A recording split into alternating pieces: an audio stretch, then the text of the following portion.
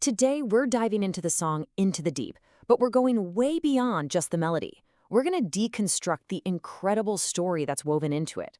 Think of it less like a song and more like a powerful journey of surrender and self-discovery. So let's take a deep breath together and follow the music into the deep. Right from the very beginning, the song hits you with this haunting invitation. It just immediately sets this tone that's super mysterious but also deeply personal. You know right away it's not just about an ocean. It's about a place where truth is quiet, a destination for that seeker inside all of us. This is the hook, the call to adventure that really kicks this whole thing off. So that call to adventure, it leads us straight into the first part of our story, the ocean's call. This is all about exploring that magnetic, almost inescapable pull that draws our narrator away from the everyday world and towards something, well, something much more real and authentic. Okay, so first things first, we need to be on the same page about what the deep really is. It's not a literal ocean, right? It's this powerful metaphor for the subconscious mind. You know, a place of raw emotion, total authenticity, and freedom that's completely separate from the kind of superficial world we see on the surface. And listen to how the lyrics talk about this pull. It's not framed as a choice at all. It's more like destiny. The narrator is born of the sea. Their entire life is defined by the ocean's pull. This isn't just a hobby or some weekend getaway. This is a core part of their identity. It's this undeniable force they just have to answer. So answering that call leads to the next phase of the journey, a weightless freedom. This part is all about that moment of just letting go, the act of finally diving in and the incredible, amazing liberation that comes right after. The song sets up this really stark contrast between two different worlds. You have the surface, the world we all know, which just fades out of sight and stops feeling real. But then there's the deep, and that's where life really begins. That's the place where the narrator can finally, genuinely say, I'm truly me. It's a total rejection of one reality for another. And here it is, the reward for taking that huge leap of faith.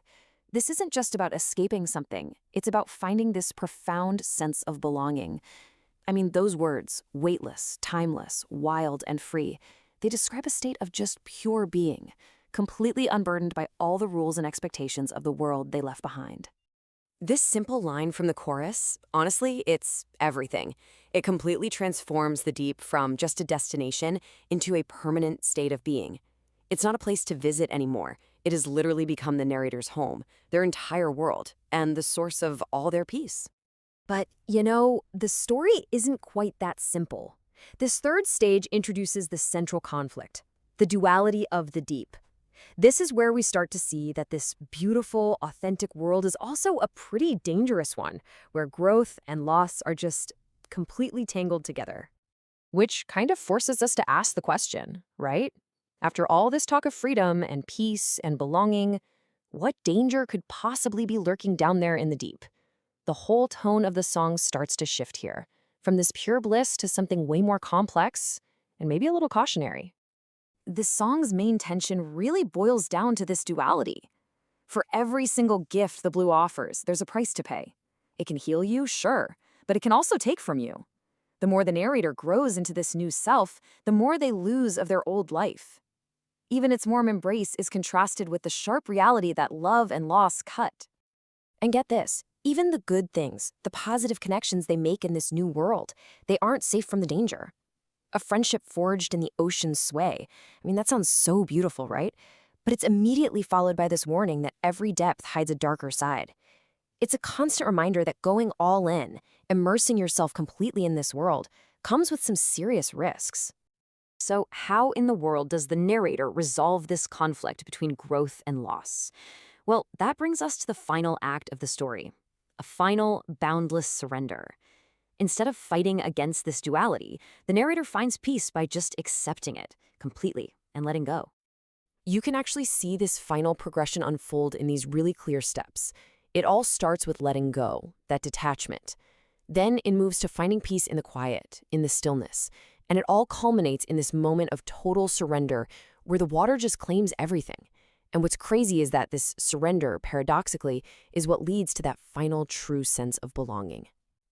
And this is the ultimate reward, reaching a state that is so peaceful, so complete, that basic things like fear or endings or even the biological need to breathe just become totally irrelevant. It is the most powerful statement of surrender in the entire song, basically declaring that the blue is now the narrator's one and only all-encompassing reality. So, we end here with the song's final beautiful paradox, forever lost where I'm meant to be. It leaves us with this really provocative question to think about. How can losing yourself, completely and utterly, be the only way to truly find where you belong?